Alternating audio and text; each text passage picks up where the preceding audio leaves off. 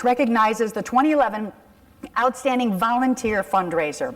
This award, excuse me, this award honors an individual or a family for demonstrating exceptional leadership in coordinating groups of volunteers for major fundraising projects for more than one nonprofit organization. This year's recipient, Beth Crane, has this on her resume and much, much more: hardworking, reliable, dedicated, and passionate fundraiser. Those are just a few of the many comments that grace this honoree's nomination packet. It could go on and on. Beth has been instrumental in raising funds for her alma mater, CSG, for the Women's Fund, Grange Insurance Audubon Center, and Planned Parenthood of Central Ohio, among many, many other organizations.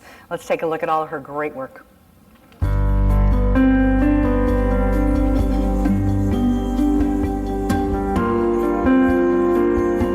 You can see that Beth just has a deep, deep caring for our community, whether it be the work with the Columbus Museum of Art, Planned Parenthood, Grange Insurance Audubon Center, the Women's Fund, the Metropolitan Club. I mean, the list goes on and on.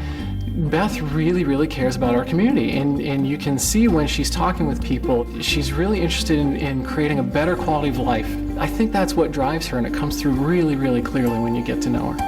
I describe Beth as, first of all, as a loving person. I mean, Beth is in love with the world. She cares so deeply. And then I'd say she's an intelligent person. But I don't just mean that intellectually. I mean that her emotional intelligence, her emotional IQ, is one of the highest I've ever encountered. And I run schools, so IQ's often on my mind, and her emotional IQ is off the charts. You know, the heart of a fundraiser really is a passion for the cause and for the work. Fundraising can be hard to do, but if you really passionately care about the cause, it comes through and it's inspiring to others. So in our case at the museum, I think especially because of the work that she does as a docent, she gets to see every day how art really makes an impact in people's lives. We do calls together, and usually the donor will ask, what gift were we thinking of? And Beth will say, well, $500,000. And what happens is the donor, she says it in such a way that the donor thinks, well, of course, that's just the gift I should give. So she is the fundraiser par excellence. And when she's sitting down with either those who have already given to the museum or those who we may want to ask to give to the museum for the first time, her enthusiasm and passion comes through so clearly and so naturally that it inspires others to join with her in support. I don't ever see her asking for money. I see her presenting opportunities for making a difference.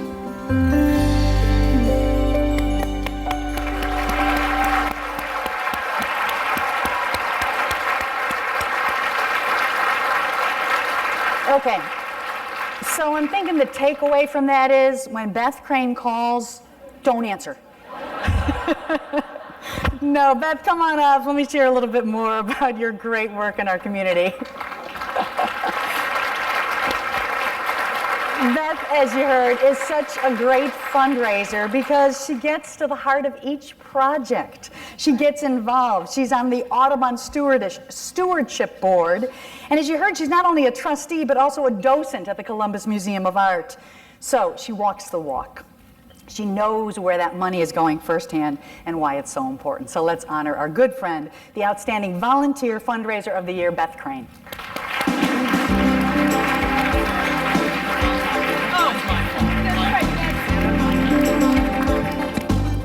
Well, I am honored and humbled to be receiving this award, especially when I look at the list of past honorees and the ones getting the awards today.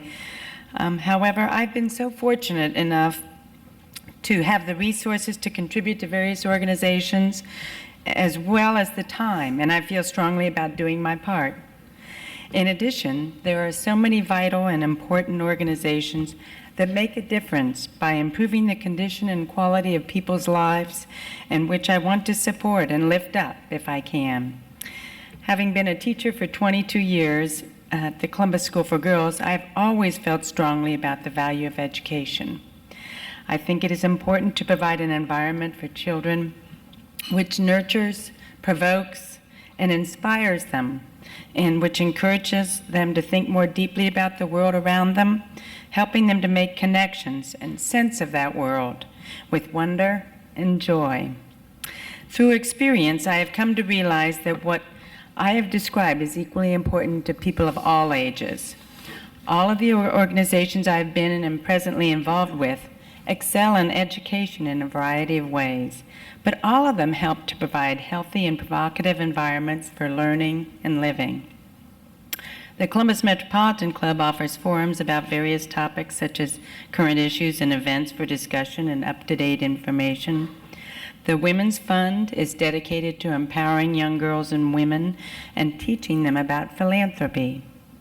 The Green Funds of the Columbus Foundation work to preserve the quality of the air, land, and water in Central Ohio and to promote education on environmental issues. Planned Parenthood works to provide access to affordable health care in addition to offering much-needed school programs on responsible sexuality. The Grange Insurance Audubon Center works with children and their families, as well as with local schools, to promote learning about the environment and sustainable practices. A few years ago, I became a docent at the Columbus Museum of Art because the docent program strives to encourage school children, as well as adults, to observe more closely, to wonder, and to want to learn more. As the museum's tagline says, it's about bringing great experiences with great art to the community. Columbus School for Girls, my alma mater and place of employment, as you mentioned, for so many years, is dedicated to creating lifelong learners through challenging and rigorous academics in a supportive, enriching, and stimulating environment. Growing up, I had wonderful role models for philanthropy. My mom volunteered at Children's Hospital, helping to care for newborns in the neonatal unit there. She worked with foreign students to help them learn English, and she learned Braille and transcribed books for children who could not see. In addition, my dad, Jim Crane, and his brother Bob, and their father, Bob Sr., had as one of their tenets at Crane Plastics to be good citizens and to give back to the community. And somewhere in there, I learned about tithing. I felt that 10% of my allowance was not too much to contribute to those who were less fortunate. And even now, I try to keep that in mind with my giving. However, one of the things I also learned was that giving handouts was not what philanthropy was all about. As the old saying goes, teaching a person to fish has much more value than giving him or her money or a fish to eat. I believe people want to learn and work and earn their living, not have it handed to them for doing nothing. And I feel education is the best way to do that. We in Central Ohio are so fortunate to have these vital organizations such as the ones I mentioned, along with countless others I have not, each of which is dependent on the community for its viability. I will continue to do my part to contribute to their sustainability in these trying economic times. This luncheon, honoring philanthropists here at the Association of Fundraising Professionals Annual Awards, is an inspiration. Thank you for this honor. And if I call, answer the phone.